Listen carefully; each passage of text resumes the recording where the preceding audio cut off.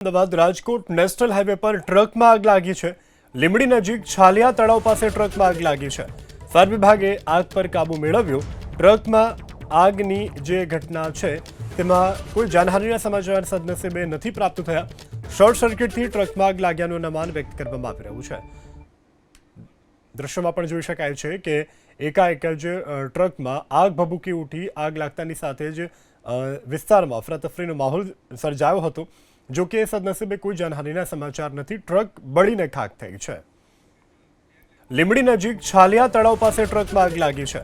Fire વિભાગે આગ પર કાબુ મેળવ્યો। ટ્રકમાં આગની જે ઘટના છે તેમાં કોઈ જાનહાનિના સમાચાર સદનસીબે નથી પ્રાપ્ત થયા। શોર્ટ સર્કિટથી ટ્રકમાં આગ લાગ્યાનું અનુમાન વ્યક્ત કરવામાં આવી રહ્યું છે। દ્રશ્યમાં પણ જોઈ શકાય છે કે એકાએક જ ટ્રકમાં આગ ભભૂકી ઉઠી। આગ લાગતાની સાથે જ વિસ્તારમાં અફરાતફરીનો માહોલ સર્જાયો હતો।